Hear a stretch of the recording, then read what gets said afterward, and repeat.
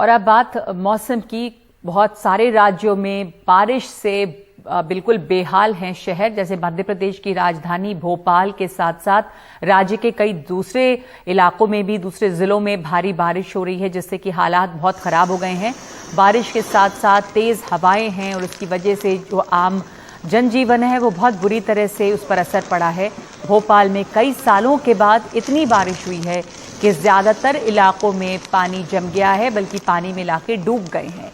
लेकिन इससे सबसे ज्यादा असर जो है वो यहाँ की बिजली व्यवस्था पर पड़ा है। यहाँ पर घंटों तक शहर में बिजली नहीं रही और बाद में जब बिजली बहाल हुई तो सिर्फ 25% इलाकों में।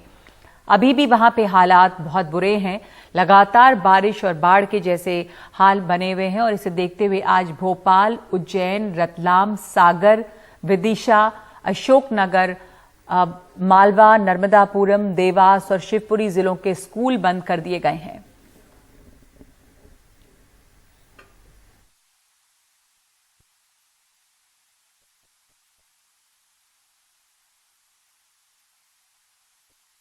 पिछले 24 घंटे में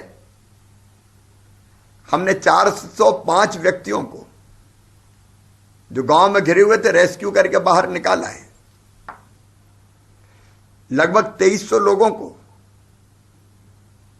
सुरक्षित ऊंचे स्थानों पर पहुंचाया गया है और लगातार भोजन और आवश्यक सारी व्यवस्थाएं करने का प्रयास किया जा रहा है। एनडीआरएफ की टीमें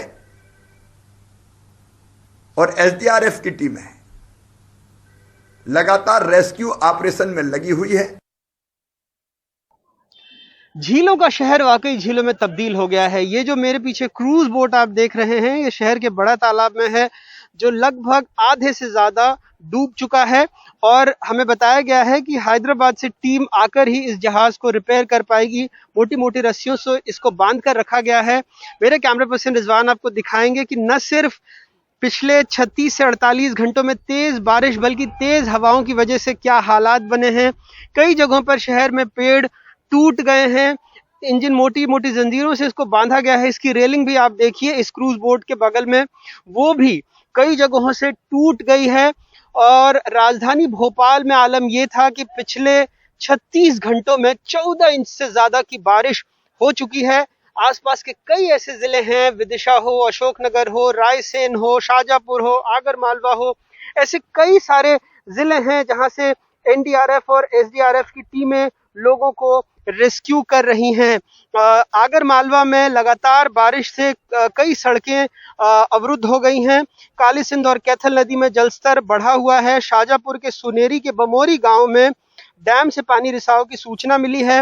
वहीं मंदसौर में भी लगातार भारी बारिश हो रही है। नीमच जिले में लगातार बारिश हो रही है। कई सारे पुलों और रपटों के ऊपर से पानी बह रहा है, वहां पर टीमें भी अलर्ट मोड में हैं। गुना जिले में पार्वती नदी का जलस्तर कम नहीं हो रहा है। देवास में भी नेमावर में नर्मदा का जलस्तर 891 फीट हो गया है, वहां भी धीरे धीरे जलस्तर बढ़ रहा है। सीहोर, बुधनी, नसरुल्लागंज में नर्मदा का जलस्तर अब कम हो रहा है। सुबह 5 बजे कोलार डैम के गेट बंद कर दिए गए हैं। कई सारे और जिलों में स्थिति सामान्य है। राजधानी भोपाल में भी कल रात से अब बारिश नहीं हो रही है, लेकिन बारिश और तेज हवाओं की वजह से लगभग 33-34 किलोमीटर प्रति घंटे की रफ्तार से जो हवाएं चली, उसकी वजह से कई सारे पेड़ उखड़ गए हैं। खुद ऊपर यहाँ पर जो मुख्यमंत्री निवास है उसके बाहर भी कई पेड़ उखड़ गए थे और इसकी वजह से लगभग 90% जो शहर का हिस्सा था वहां बिजली की आपूर्ति लगभग 36 घंटों तक बहाल नहीं हो पाई थी। लेकिन आज सुबह तक कई हिस्सों में बिजली की आपूर्ति भी बहाल कर दी गई है और कोशिश की जा रही है कि जहां जहां लोग फंसे हुए हैं उनको एसडीआरएफ, एनडीआरएफ की मदद से बाहर निकाला जाए, उनको अलग अलग जगहों पर रेस्क्यू करके पहुंचाया जाए। लेकिन कल जो भोपाल में स्थिति बनी बिजली की, उसकी एक बड़ी वजह वीवीआईपी मूवमेंट भी था, जिनकी तीमारदारी में या जिनके लिए कई सारा अमला लगा हुआ था और इस वजह से शहर के रहने वालों को काफी देर तक दिक्कतों का सामना करना पड़ा है। ये बड़ी झील की बेहद खूबसूरत तस्वीरें हैं, लेकिन ये अपने आप में ये भी बता रही हैं कि कैसी विभीषिका रही है और लोगों को किन परेशानियों का सामना करना पड़ा है। कई वजन टनी ये जो क्रूज बोट है ये भी इस विभीषिका से बच नहीं पाई और आधे से ज्यादा पानी में डूब चुकी है। भोपाल से कैमरा पर्सन रिजवान खान के साथ अनुराग द्वारी, एनडीटीवी इंडिया।